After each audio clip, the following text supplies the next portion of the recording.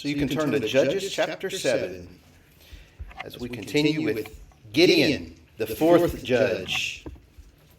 If we were to have a name for Gideon, he would be the weak judge. He's the weak judge. We have the spirit-empowered judge in Othniel.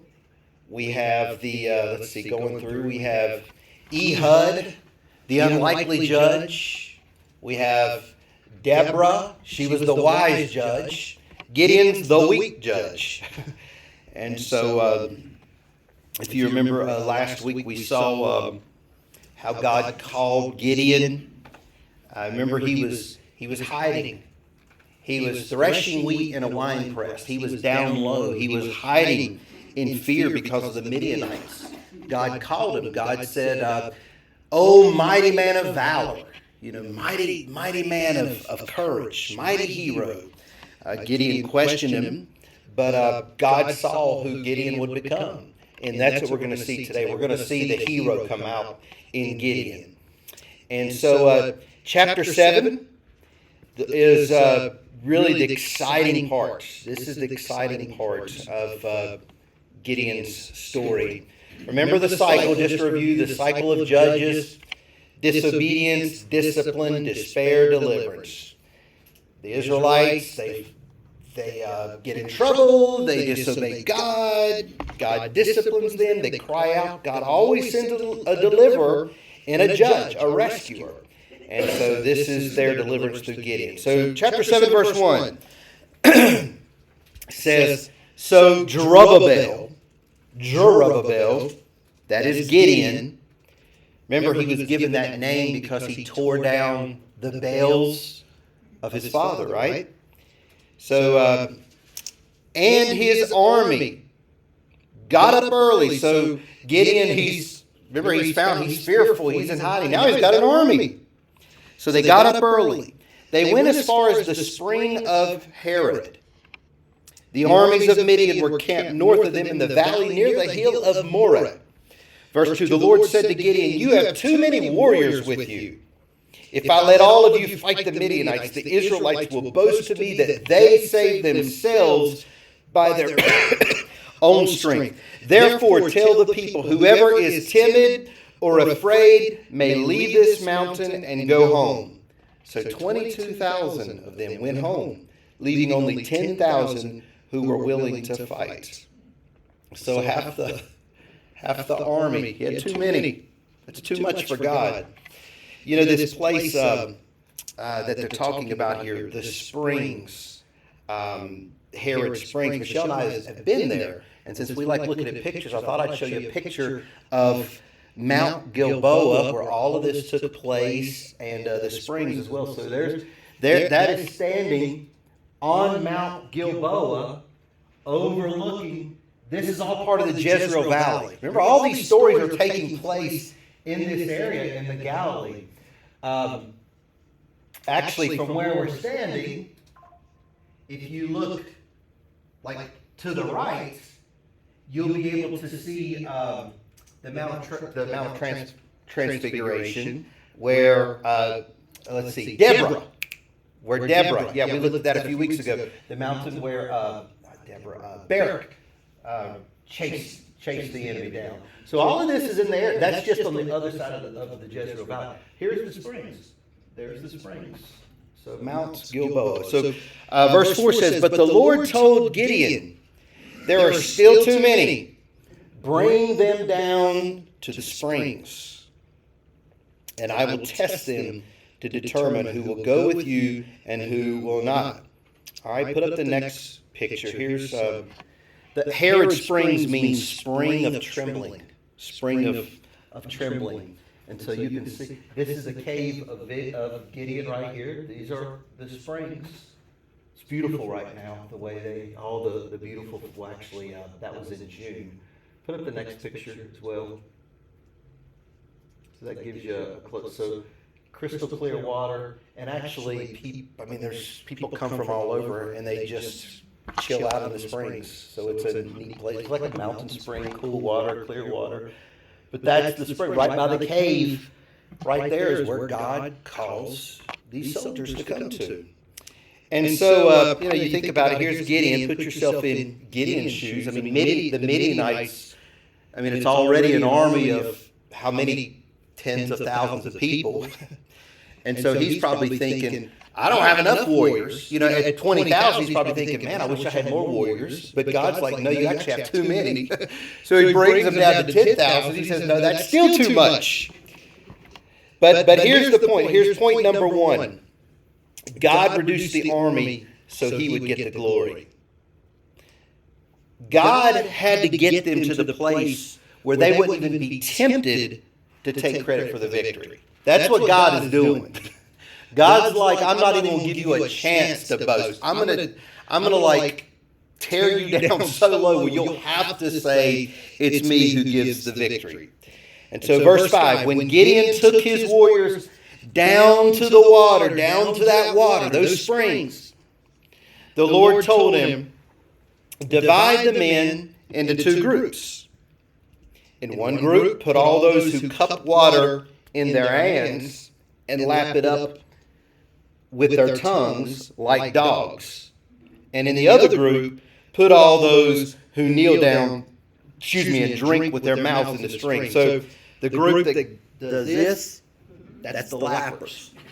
The lappers.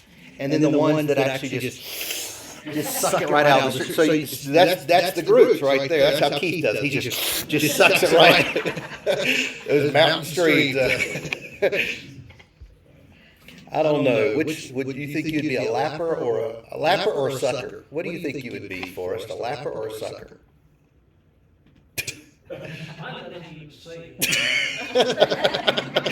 You're reading out of the Book of Mormon there or something like that.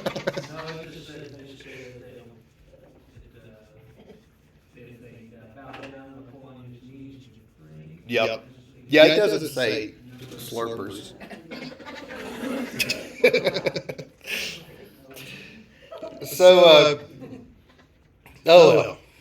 Verse 6.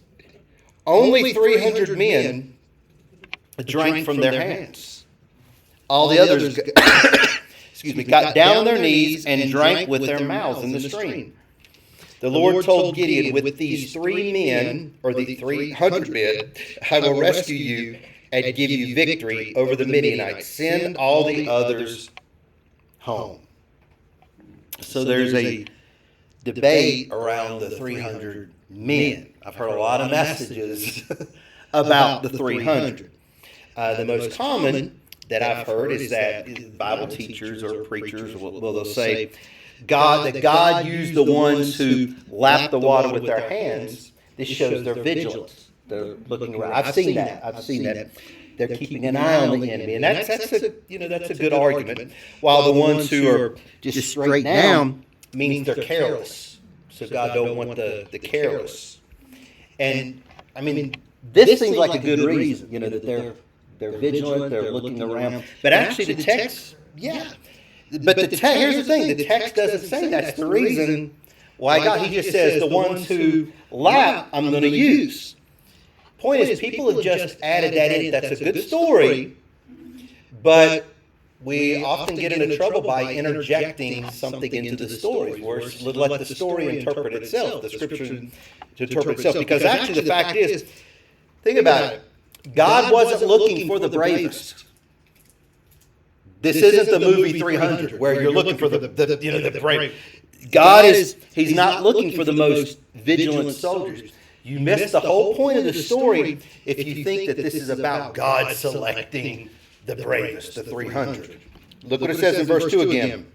The Israelites will boast to me that they saved themselves by their own strength. They'll boast. So if the best 300 were picked, and if by chance they defeated the enemy, these big tough guys, they would have the tendency to boast. Look what we did.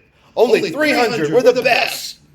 So the point is, it's not that God's trying to find the 300 bravest men. He's actually just reducing them down to utter helplessness, to bringing them down to nothingness. It's kind of like the story of Samson. We'll read about Samson. You know, movies portray Samson like this. I kind of have the tendency to think that he was more weak, frail looking. You know, and we'll get to Samson, and I'll show you that in a few weeks when we get to Samson. So he's just bringing them down to complete helplessness where they have no choice but to recognize that their victory can only be attributed to God. So I tend to think it's not the best. It's not the bravest. It's only God can get the victory. One commentator wrote, the 300 are the sign of Israel's weakness, not the epitome of her strength. Another commentator wrote, God doesn't reduce the size of the army simply so that he can work through them to win victory. Rather, he reduces the army because he knows that the men are too many for Israel to see clearly where the glory should go for the victory. After all, doesn't Israel have a history of pride? They have a history of rejecting God. They're in the mess they're in with the Midianites because they didn't worship God alone, because they didn't give him the glory, because they disobeyed him. So God had to bring them down to a state of weakness. Here's the application for us. We're just like Israel. We're just like Israel. That prideful, boastful nature is in all of us. We want the credit. We want the glory. It's just human nature. We want to be proven right. We want to make sure, people know who we are, get our names out there. We want to prove how capable we are.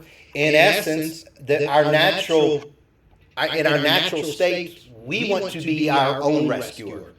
We want to be our own savior.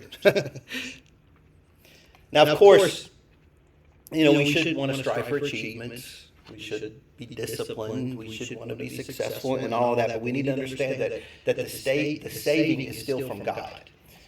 We're not our rescuer. We're not our savior. For whatever we need saving from. Here's an example. Let's say you're trying to break an addiction.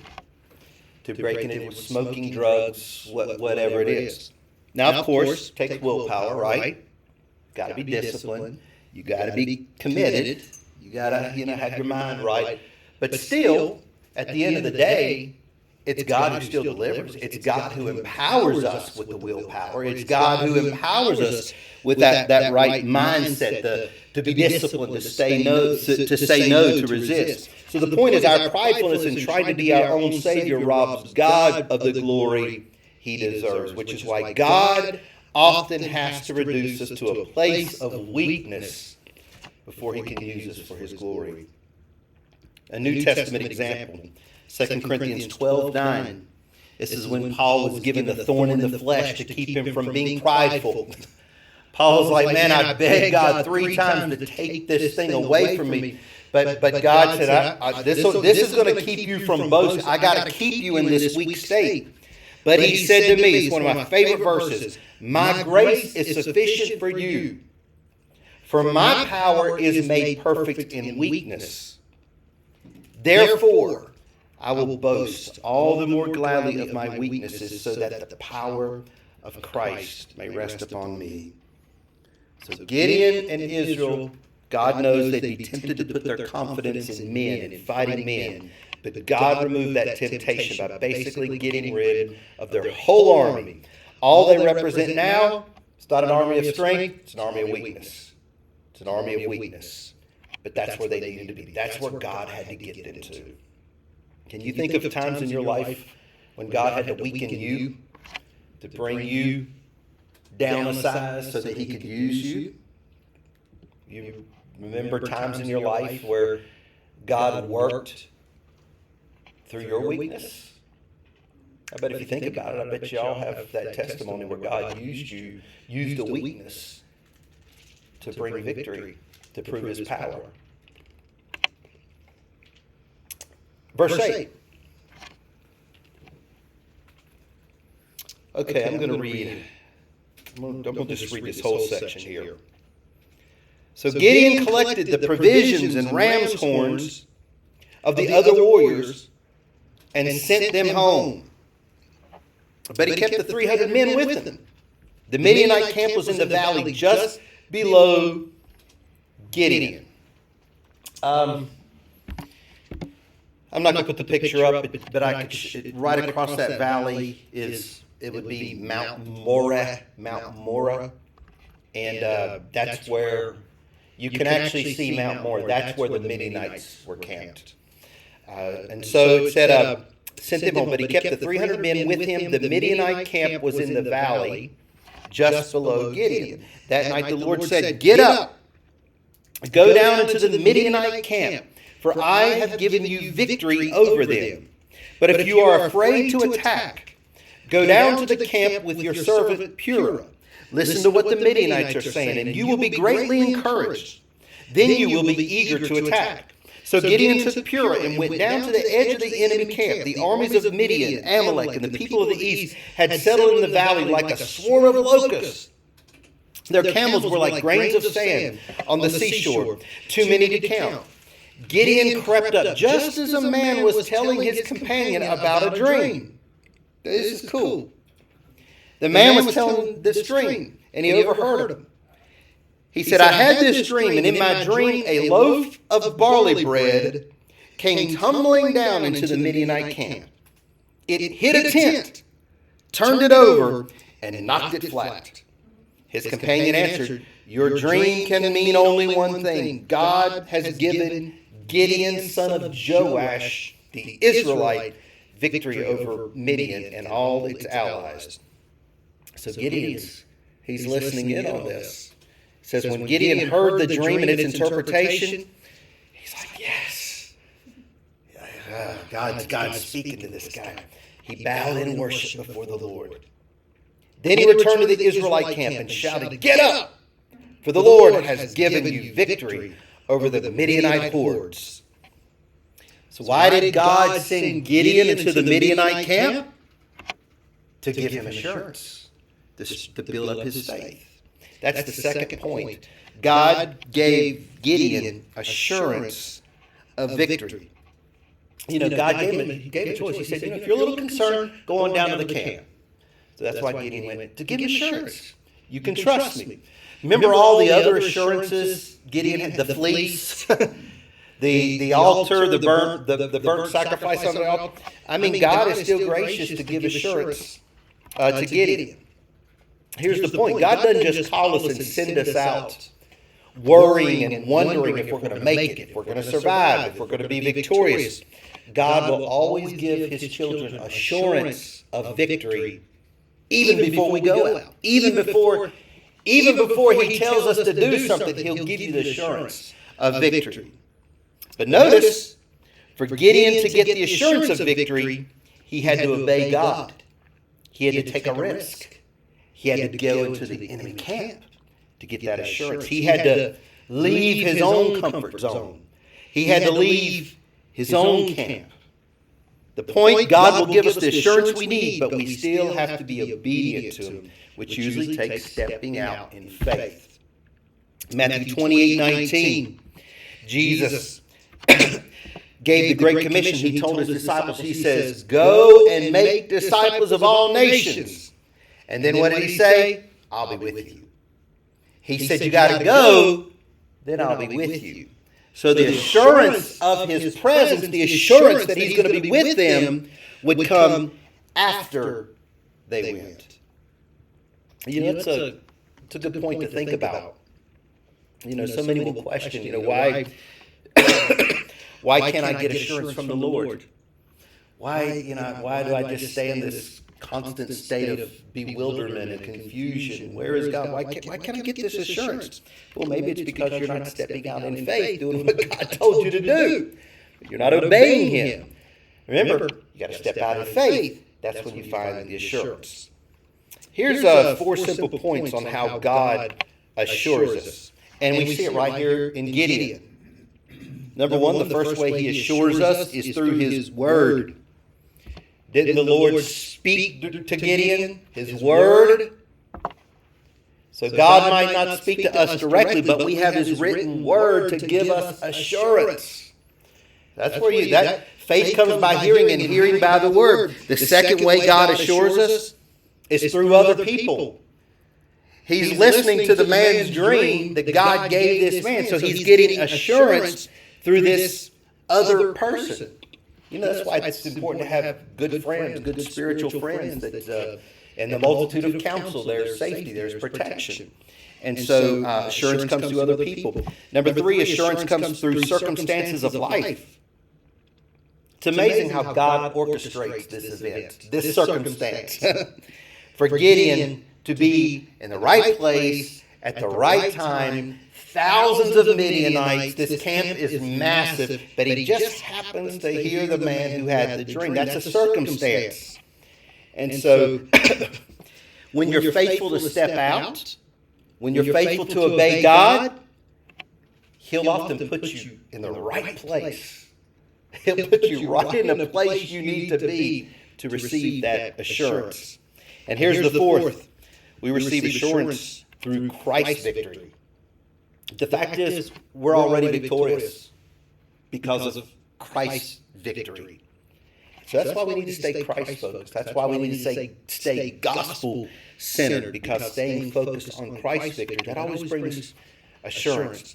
Notice also, when he received the assurance of the victory, he's no longer fearful, but he starts praising God. He's worshiping God. His fear turned to worship.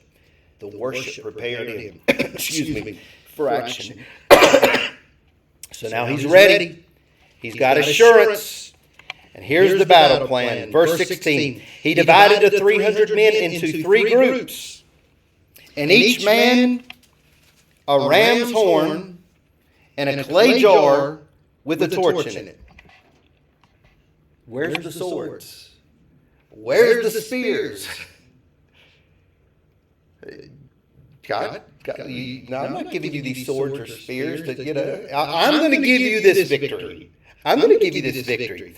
He just gives them a ram's horn and a clay jar. Remember, they got to be in their ultimate state of weakness, right? So verse 17, then he said to them, keep your eyes on me. When I come to the edge of the camp, do just as I do. As soon as I and those with me blow the ram's horns, blow your horns too, all around the entire camp, and shout for the Lord and for Gideon. And it was just after midnight. Some translations actually say the sword of the Lord and Gideon. Verse 19, it was just after midnight, after the changing of the guard, when Gideon and 100 men with him reached the edge of the Midianite camp.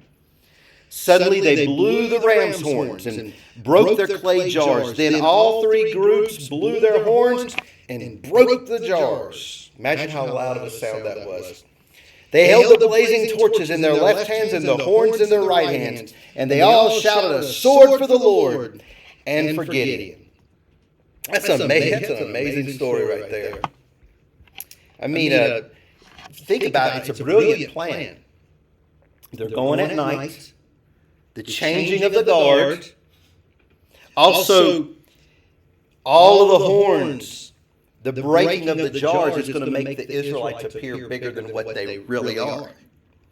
It actually said they held torches in their left hand, horns in their right hand. I actually read that in those days a normal military practice was for a company of 1,000 soldiers. The companies were 1,000 soldiers. They would march behind a single torch. You would have a torch bearer and a company of 1,000. So the Midianites, if you got 300, the Midianites were presuming there's 300,000 soldiers. So I thought that was an interesting perspective there. So it confused the enemy. So it said that each man stood at his position, verse 31, around the camp, and watched as all the Midianites rushed around in a panic, shouting as they ran to escape. When the 300 Israelites blew their ram swords, the Lord caused the warriors in the camp to start fighting each other with their swords. They're just slashing everybody. Actually, this has happened a lot of times in the Bible. 2 Chronicles 20, the worshipers went out. That's an awesome story. And they start worshiping the Lord, and the Lord confused the enemy. Over and over, through obedience, there's multiple stories where the Lord confuses the enemy and the enemy defeats itself. So it says, those who were not killed fled to places as far as Beth Shittah near Zerera and to the border of Abel Meholah near Tabbath. Verse 23. Then Gideon sent the warriors of Naphtali, Asher, these are the tribes, and Manasseh, who joined in chasing the army of the Midianites. Gideon also sent messengers throughout the hill country of Ephraim, saying, "Come down to attack the Midianites. Cut them off at the shallow crossings of the Jordan River at Beth Barah." So all the men of Ephraim did as they were told. Verse 25, they captured Oreb and Zeb, the two Midianite commanders. Now look at this, killing Oreb at the rock of Oreb and Zeb at the winepress of Zeb. I don't know if that was a prior name or was named because that's where they bit the dust. And they continued to chase the Midianites. Let's see. Afterward, the Israelites brought the heads of Oreb and Zeb to Gideon, who was by the Jordan River. Here you go. Congratulations. Here's your trophies that you can mount on the wall like you mount a white-tailed deer or a mule deer or whatever. So, interesting story. The Midianites are defeated. But remember, just so you understand, is the hero Gideon or God?